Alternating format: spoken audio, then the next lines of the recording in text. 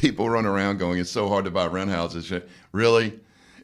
There's a government program specifically for you to buy 10 rent houses. They want you to do it.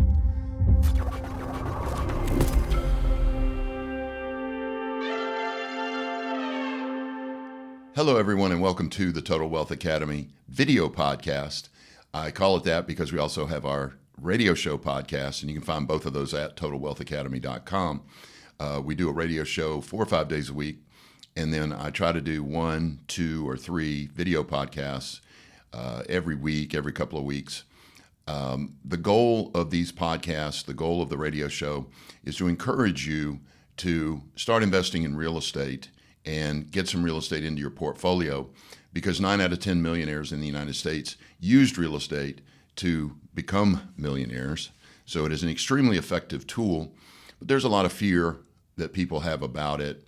And I hope that these podcasts help allay some of those fears, encourage you, convince you that you can do it, things like that. Today, I want to talk about something that is dangerous, and I fall victim to it. Everyone falls victim to it.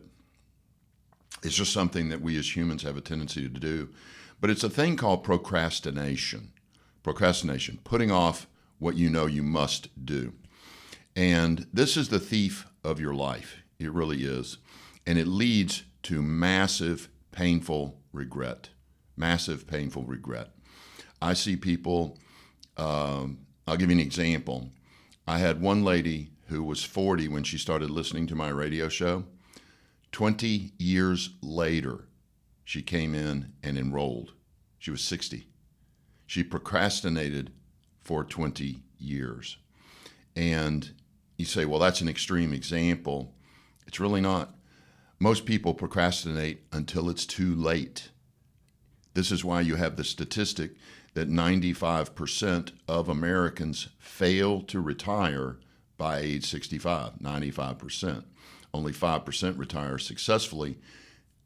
Those are not the procrastinators.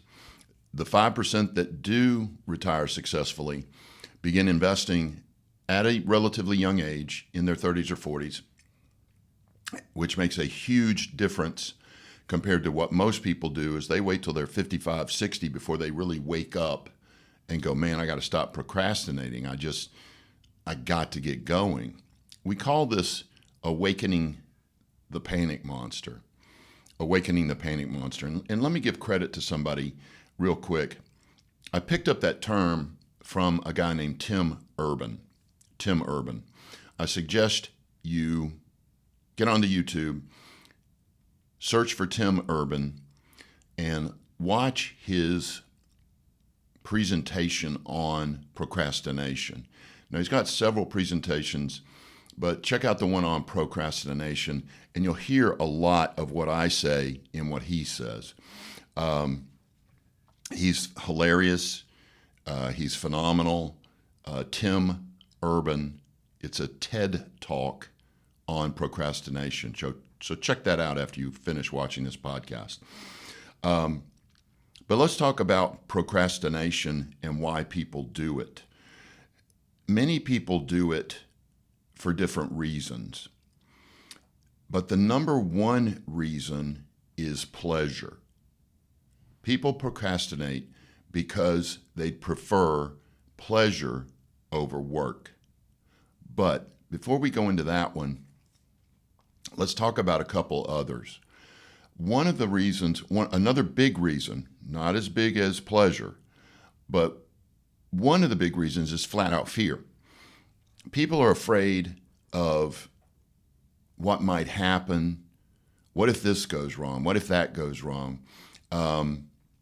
They have fears about, and let's just talk about it in the real estate context. If you say, okay, 9 out of 10 millionaires in the U.S. used real estate. I'm going to use real estate. I want to build a portfolio of, say, 20 rent houses, or I want to passively invest in a couple thousand apartment units. What comes up when I say that? What comes up when you say that in your head? Usually some group of fears. Fears like, well, can I even qualify for 20 houses? Do I have the down payment for 20 houses? Am I going to be able to find 20 houses? Those are all little, we'll call them baby fears, because none of them are true. One thing you've got to understand is that the U.S. government has set up a program called Fannie Mae to give you 10 rent houses.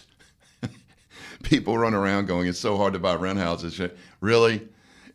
There's a government program specifically for you to buy 10 rent houses. They want you to do it, and they make it easy as pie. But once you get the 10 Fannie Mae loans, then you just switch to portfolio loans, and there's no limit to the number of those you can have. So that fear of, can I even buy 20 houses is false, but it doesn't matter. It paralyzes people, freezes people, and causes them to procrastinate. Secondary reason people procrastinate is they see themselves as perfectionists, and what they want to do is have everything perfect before they start. Here's the challenge with that. Things will never be perfect, even after you start. People think, if you got 20 rent houses, you're making 8-10 grand a month profit. You got no worries in the world. Everything's great, blah, blah, blah. No, building wealth solves massive numbers of problems, but it also creates problems. In other words, when I was broke, I had broke people's problems. When I was wealthy, I had wealthy people problems. But there's still problems. In other words, nothing's ever going to be perfect. The other funny one for me is people who call themselves perfectionists. It's always hilarious to me because you can look at them and tell they're not perfectionists. I remember talking to a guy who was morbidly obese. He goes, man, I just have trouble taking action because I'm a perfectionist. What, are you trying to be perfectly round? You're not a perfectionist. Stop hiding behind that. Perfectionism is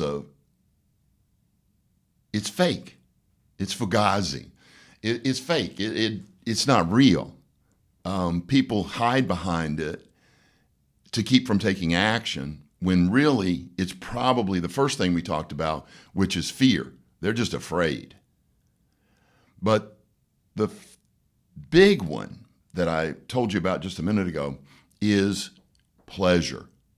We are naturally drawn to pleasure. And Tim Urban describes it like this. The way Tim describes it is if you want to get control of this, you have to pretend like there are three creatures in your head that control you. And they are, first, the rational thinker. Think of that as a little Einstein in your brain.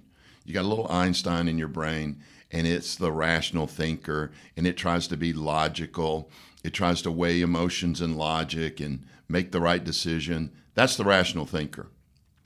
The second creature in your brain is the panic monster. I mentioned him earlier. The panic monster. The panic monster wakes up whenever there's a deadline.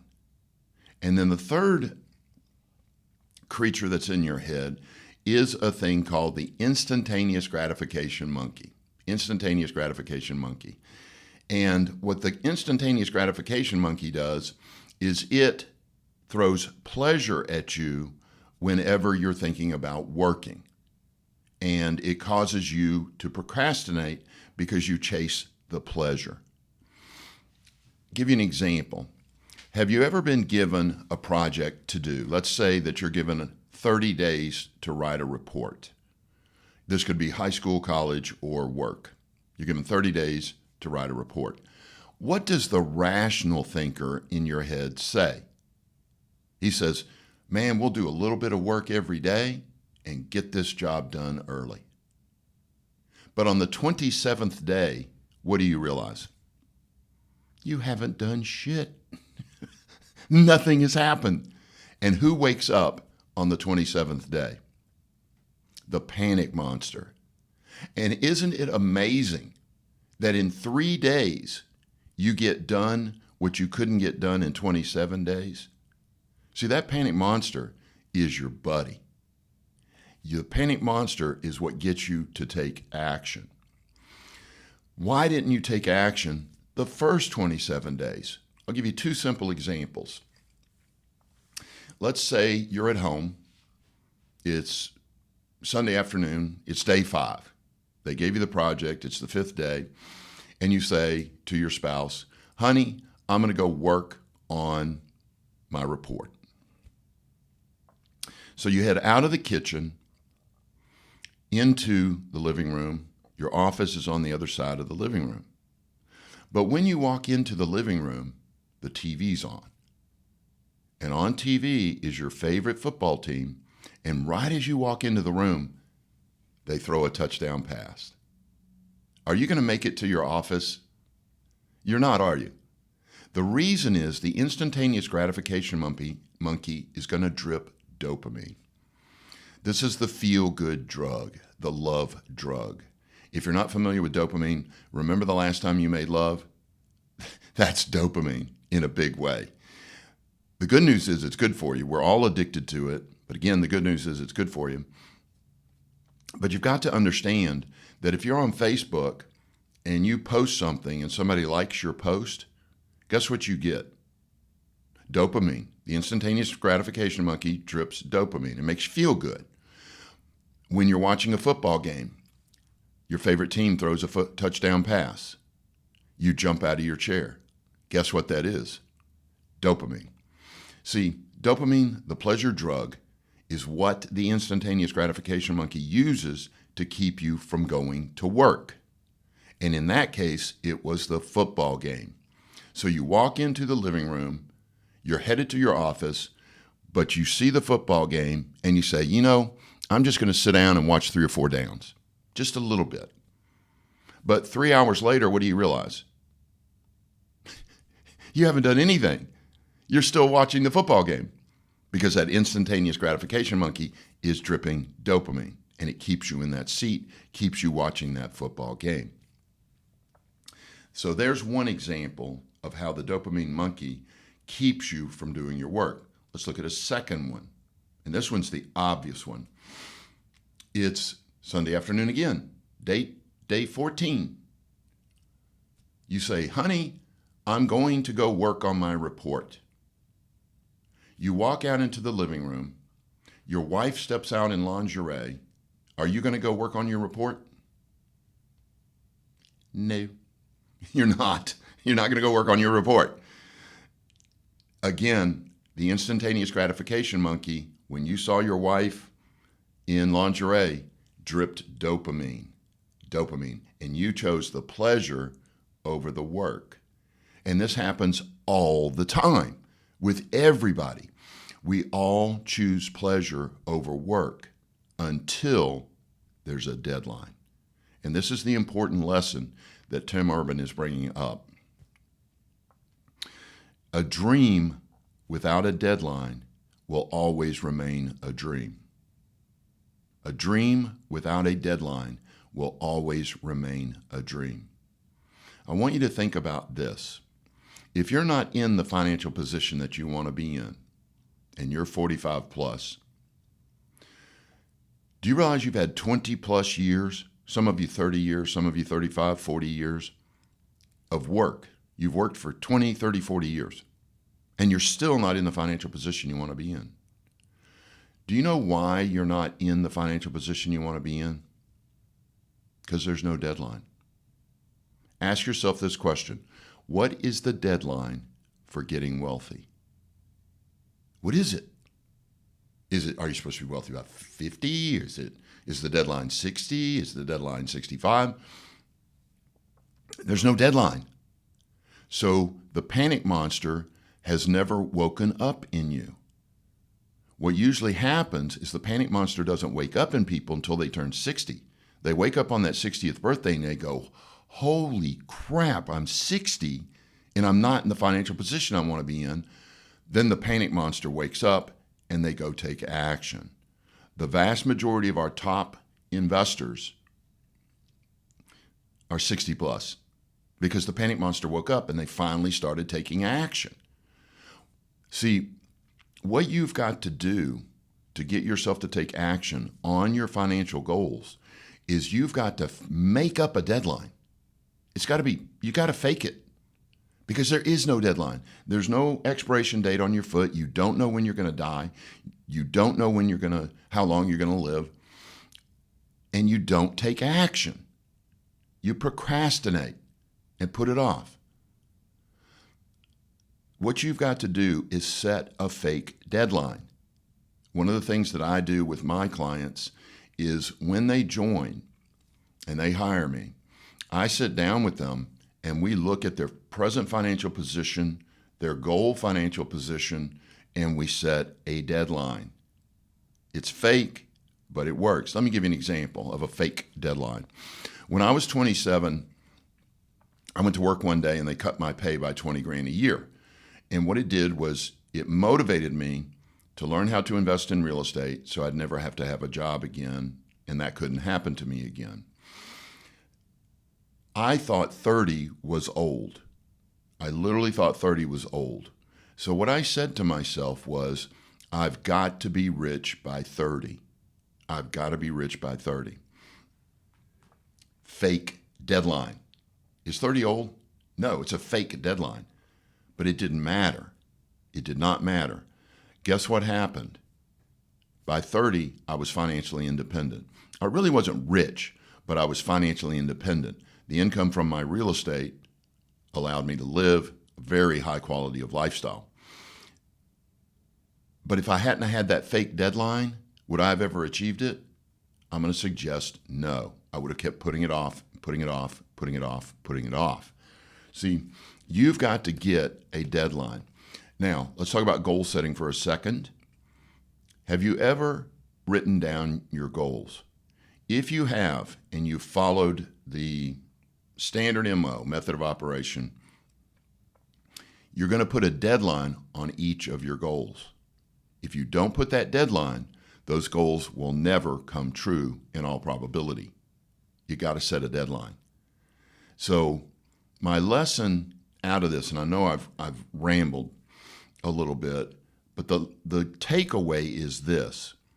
You are a procrastinator. You got to look yourself in the mirror and go, man, I'm a procrastinator. I'm putting stuff off. Why is that okay? Because everybody has to look in the mirror and say that, because we all do it. Everybody does it. So admit you're a procrastinator. Recognize that you don't have proper deadlines. Recognize that you don't have proper deadlines. And the third takeaway, be aware of dopamine. Be aware of dopamine, or the instantaneous gratification monkey. Whenever you're working on a project, such as becoming financially independent, watch out that dopamine monkey doesn't keep you from working on your goals by getting you to choose pleasure instead of the work. The work is what's going to get you there. And eventually, you've got to start associating pleasure to that type of work. I know a guy that loves to cold call. Now, I dislike cold calling. I don't hate it. I dislike cold calling to find real estate deals. This guy loves it. He's trained himself to the point that the instantaneous gratification monkey drips dopamine every time he thinks about cold calling. Why? Because he has, well, we discussed it before, a deadline. The kid's 22 and he has $5 million worth of real estate. He's 22. What are you doing with your life? You know, do you think that kid's a procrastinator? It's a trick question. He is, because everybody is. But what he's done is he has set proper deadlines.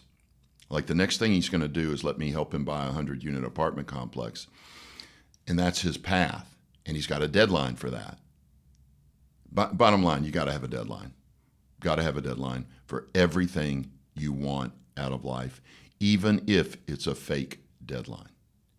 So stop procrastinating, take action, start building wealth for yourself and your family today. Don't put it off to your 60. And get some encouragement. Get some support. Sorry to give you a sales pitch for Total Wealth Academy, but that's what we're here for. Our mentors and wealth coaches actually walk people through the real estate investing process to make sure they don't make the beginner mistakes. And they encourage you, they educate you. It's very effective. And we even help you set deadlines.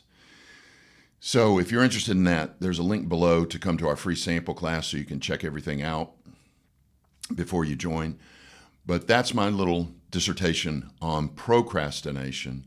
Again, be sure to go search YouTube for Tim Urban, and watch his presentation on procrastination. Again, it's hilarious. He's got cool graphics. He's a cool guy. It's just a fun little video. All right. Thank you for watching the Total Wealth Academy video podcast. Remember, you can find our video podcast and our radio show podcast at TotalWealthAcademy.com. Thank you and have a great rest of your day.